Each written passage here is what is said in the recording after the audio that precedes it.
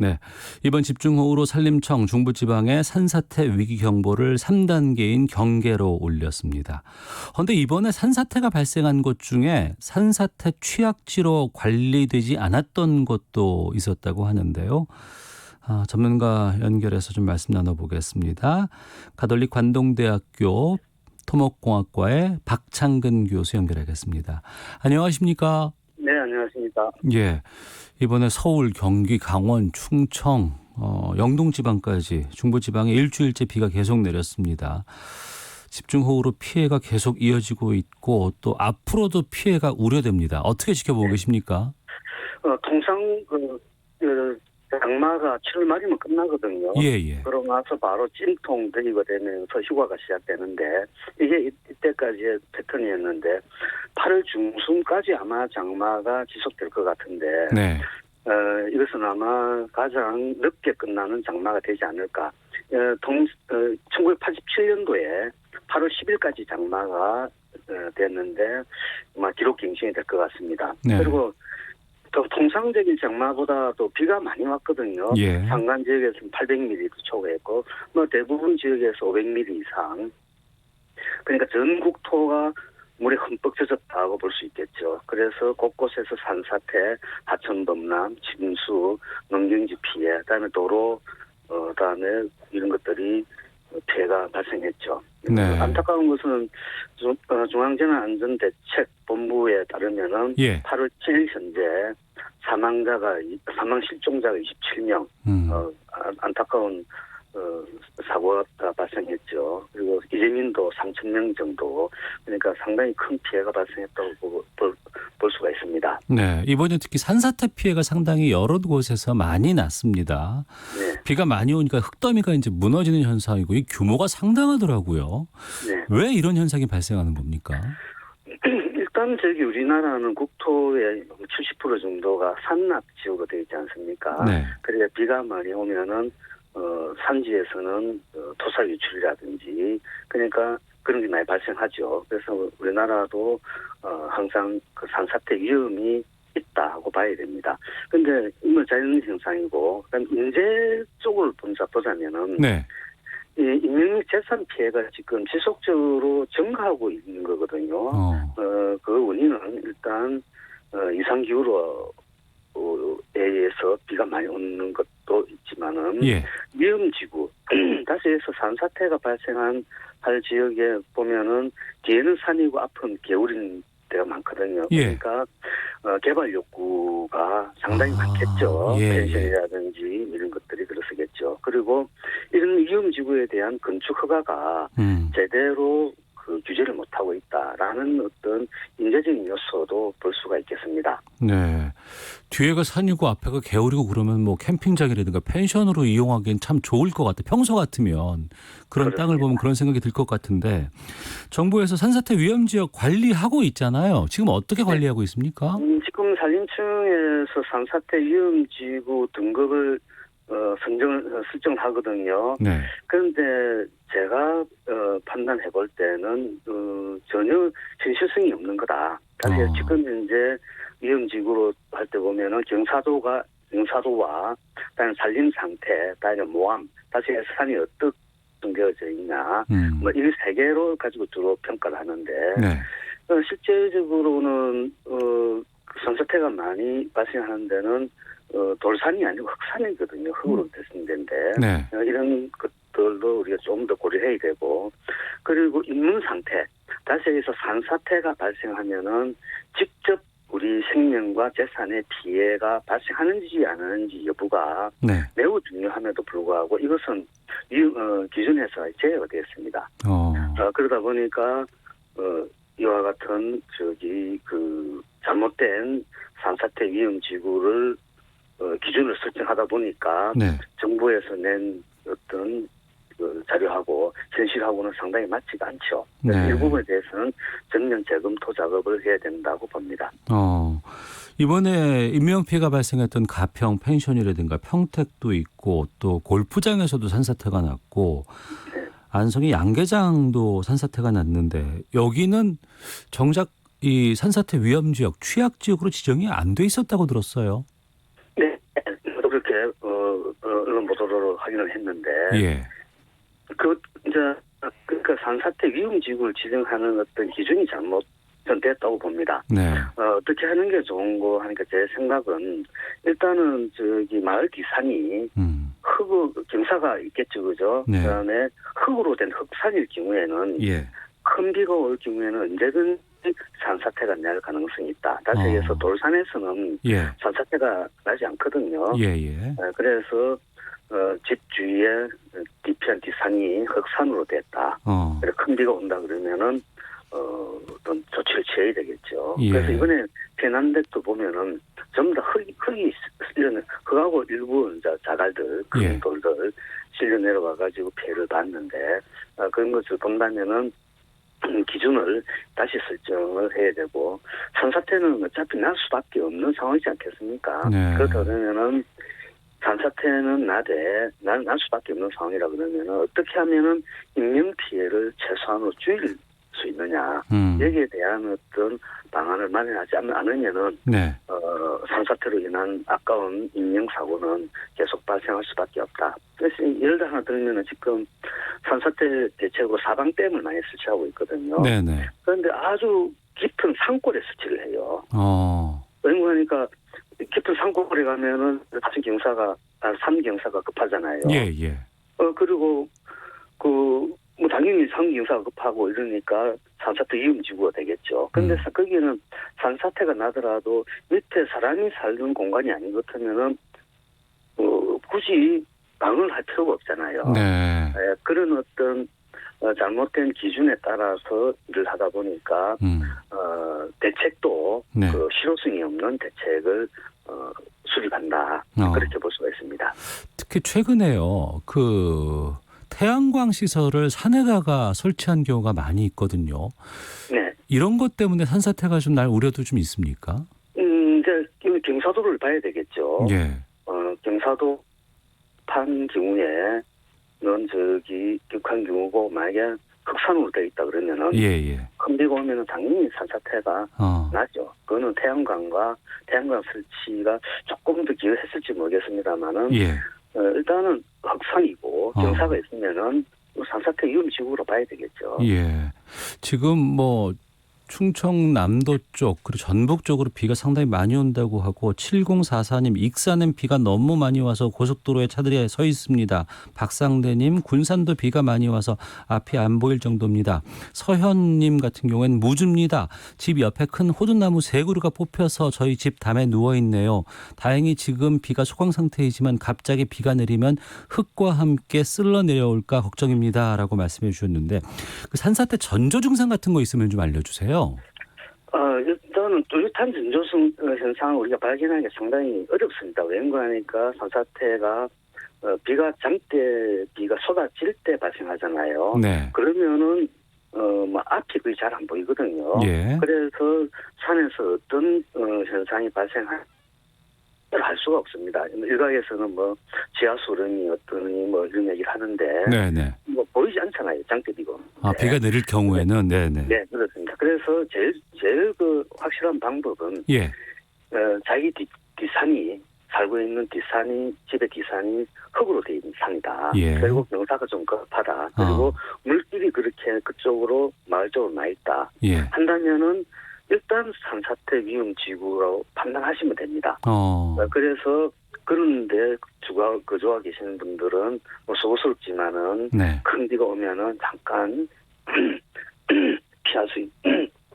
피하는 게 바람직하고 그리고 행정부서에서도 그와 같은 행정 지도를 해야 될 필요가 있는데 이게 잘못하면은 피해라고 했는데 산사태가 안 났으면은 양치기 소년 효과가 나타나잖아요. 그렇더라도 해당 주민들께서는 만에 하나 발생할지 모르는 산사태의 생명이 제일 중요하니까 그 행정기관의 어떤 절차를 따르는 게 좋다고 봅니다. K7921님께서 전국 지도에 수해 산사태 발생한 곳을 표시해 알 수 있게 해주면 좋겠습니다라고 의견 주셨는데 제가 알고 있기로는 산림청 홈페이지 안에 이 산사태 경보를 알려주는 그 시스템들이 돼 있는 것으로 알고 있거든요. 네. 그런데 이 부분이 아직 좀 부정확한다거나 아니면 위험 지역으로 돼 있는 곳이 아님에도 불구하고 산사태가 발생할 수도 있다는 말씀이신 거죠? 그렇습니다.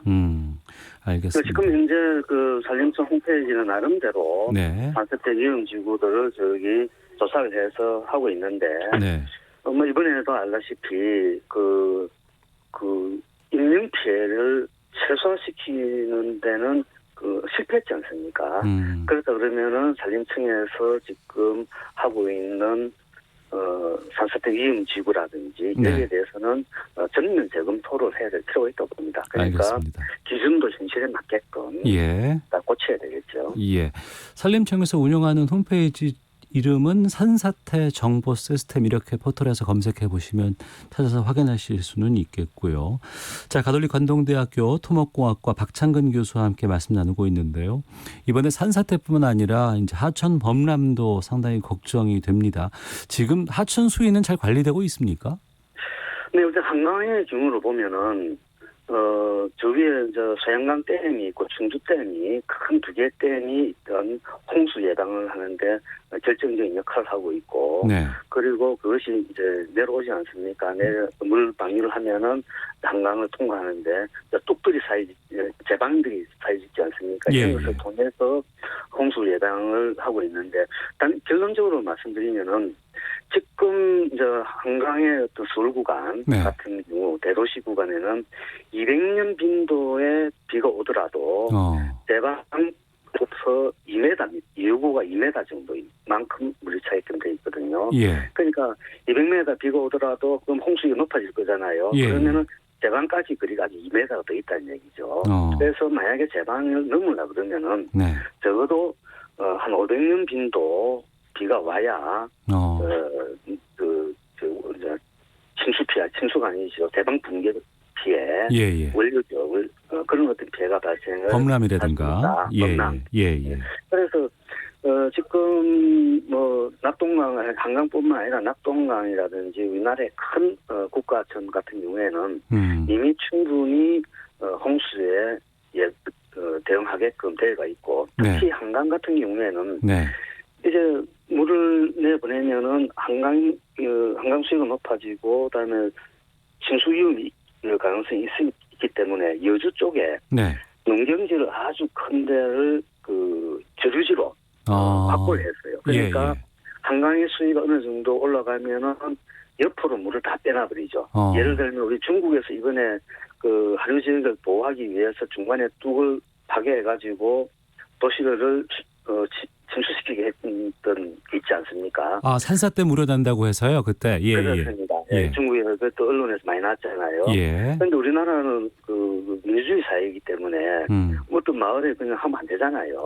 그래서 정부가 큰 농경지를 매입을 해서 거기에다가 큰 비가 오면은 뚝을 파괴했던 효과를 내기 위해서 그런 시스템들을 지금 만들어놨기 때문에 네.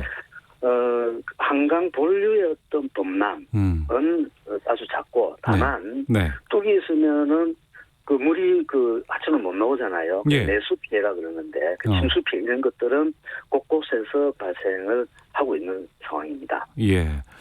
뭐 200년 만에 폭우다, 500년 만에 폭우다 이런 것이 살면서 경험하지 못하는 것일 수도 있지만 최근 같은 경우에는 워낙에 좀 이상기후 같은 것들이 많이 되다 보니까 그런 것이 우리에게 닥치지 않을까 걱정도 되기도 하고, 또 한편으로는 한강 제방이라든가 이건 충분히 관리할 수 있는 여지가 있다고는 합니다만 지금 이 한강 상류댐들이 가득 차서 이거 또 방류를 안 할 수도 없는 상황이 온다 그러면 방류가 되고, 그럼 또 밑에 하류에선 피해가 온다고 하는데 이 댐 관리 같은 것들은 잘 되고 있어요? 댐 관리를 어떻게 하는가 하니까 일단은 예를 들어 소양강 댐 예를 들면은 일단 큰 비가 오면은 홍수기 제한 수위까지 물을 채웁니다. 계속. 그래서 하루에 안 보내죠. 그런데 계속 비가 오면은 이제 댐 수위 방류를 해야 되지 않겠습니까? 그럼 댐이 무너질 수 있으니까. 그래서 방류를 하면은 방류량에 따라서 한강 홍수 통제소에서 각 지점마다 홍수위를 다 계산을 합니다. 그래서 소양강댐에서는 지금 어느 정도 물을 내보내면 된다라는 것을 중앙에서 통제를 합니다. 그래서 그 홍수 그러니까 댐의 어떤 방류량과 그리고 하천 수위를 조정하는 거죠. 네. 그래서 피해가 안 가게끔 그렇게 하고 있는데 이 기술은 우리나라가 뭐 거의 전 세계적 수준에 올라와 있다고 저는 보고 있습니다. 네. 그래서 댐을 잠금 운영한다든지 해서 피해는 발생하기에는 조금 아직은 괜찮은 시스템을 가지고 있다고 봅니다. 네. 과거에는 하루에 뭐 몇백 미리가 왔다더라. 이거 참 걱정이다라고 했는데 지금은 그 정도가 아니고 시간당 100미리가 올 수도 있습니다. 시간당 120밀리가 올 수 있습니다. 이런 지금 우려를 많이 하고 있거든요. 그만큼 상황도 많이 변하고 또 기후라든가 이 자연재난 같은 것들이 계속될 것 같은데 혹시 뭐 산이라든가 아니면은 뭐 치수 관리라든가 이런데 좀 보강해야 되겠다라는 부분들이 있으면 좀 끝으로 좀 말씀드리도록 하겠습니다. 네, 지금 곧 이제 여름이 본격적으로 무더위가 시작될 거거든요. 장마가 끝나면은 예. 또 불청객이 있습니다. 태풍이라는. 그래서 연간 우리나라는 한 두세 개 정도 태풍이 오는데 예. 지난 한 10여 년간은 말 그대로 물 폭탄을 가진 태풍이 거의 오지 않았습니다. 그러니까 바람 태풍 뭐 이런 것들이 많이 왔죠. 근데 태풍이 동반한 그 비구름은 지금 장마 전선이 가지고 있는 비구름보다 훨씬 더 강하고 넓은 지역에서 순식간에 비를 뿌리는 거거든요. 네네. 그래서 일단 그런 것들을 지금 대책을 세워야 되는데 가장 중요한 것은 인명 피해를 줄이는 게 급선무다.